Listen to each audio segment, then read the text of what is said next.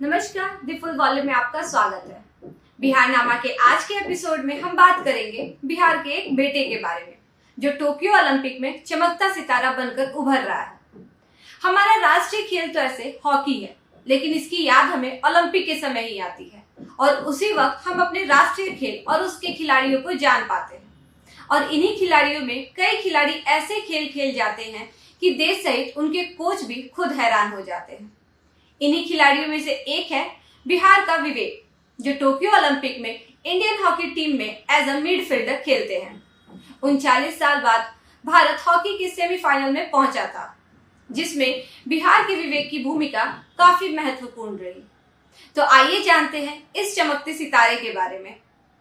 39 साल बाद भारत ओलंपिक में हॉकी के सेमीफाइनल में पहुंचा था और सिवान के रघुनाथपुर का विवेक इसी टीम का हिस्सा है, जो अब भारतीय पुरुष हॉकी टीम का सितारा बन गया है। विवेक मूल रूप से रघुनाथपुर के कन्हौली गांव के रहने वाले हैं, लेकिन पिता की नौकरी के कारण फिलहाल सपरिवार मध्य प्रदेश के होशंगाबाद के इटारसी में रहता है। विवेक के पिता रोहित प्रसाद वहीं पर शिक्षक हैं। माता कमला देवी गृहिणी है। 4 बच्चों में विवेक सबसे छोटा बेटा है। विवेक की पढ़ाई इटारसी में ही हुई है। रघुनाथपुर के कन्हौली गांव में उनके कुछ रिश्तेदार रहते हैं, जो विवेक की इस उपलब्धि से गर्वान्वित महसूस करते हैं। महज 8 साल की उम्र में विवेक ने हॉकी इटारसी होशंगाबाद में हॉकी को पकड़ना सीखा था।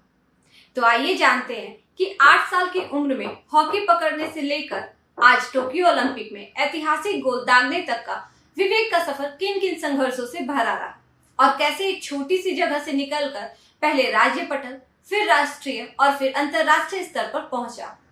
इटारसी से 10-12 किलोमीटर दूर एक छोटी सी जगह में रहने वाले विवेक ने सबसे पहले अपने इलाके के बच्चों के साथ खेलना शुरू किया और फिर वहां से हॉकी इटारसी होशंगाबाद का सफर तय किया। ओलंपिक के क्वार्टर फाइनल में विवेक सागर की जीत से उनके कोच रहे अशोक ध्यानचंद बेहद खुश हैं। बता दें कि वो अशोक कुमार ही हैं जिन्होंने विवेक के हुनर को समझा और उसे तराशा कि आज वह दुनिया भर में चमक रहा है। विवेक द्वारा दागे गए ऐतिहासिक गोल पर उनके कोच अशोक कहते हैं कि विवेक ने वाकई कमाल किया। वे मिडफील्डर हैं, लेफ्ट ऑफ की पोजीशन पर खेलते हैं। राइट साइड से हुए अटैक से लौटी गेंद को गोल में पहुंचा देना उन्होंने बेहद सटीक अनुमान लगाकर मौके पर गोल दागा। विवेक के संघर्षों के साथ साथ उनके घर वालों के संघर्ष भी जुड़े हुए हैं। जब विवेक ने हॉकी खेलना शुरू किया था तो उनके पिता का कहना था कि वे पढ़ाई पे ध्यान दें, क्योंकि खेलने के लिए पैसों की ज़रूरत थी, लेकिन उस वक्त उनके घर की आर्थिक स्थिति सही नहीं थी। पर उनकी माँ और बहन ने सिलाई कर विवेक के हॉकी खेलने के सपने को साकार करने में अहम भूमिका निभाई। एक मैच के दौरान जब वे अपने कॉम्पिटिटर खिलाड़ी से टकरा गए थे तो उनके हाथ की हड्डी टूटकर बाहर आ गई थी और खराब परिस्थिति तब हो गई जब खराब खून उनके फेफड़ों में पहुंच गया, जिससे उनकी जान पर भी बनाई थी। उस भयावह दुर्घटना से भी वे जल्द उभर कर बाहर आ गए और अपनी प्रैक्टिस एक हाथ से ही शुरू कर दी थी। घर के छोटे बेटे होने के बावजूद भी विवेक काफी शांत है। वे हर मैच खेलने से पहले अपनी माँ से बात करना पसंद करते हैं।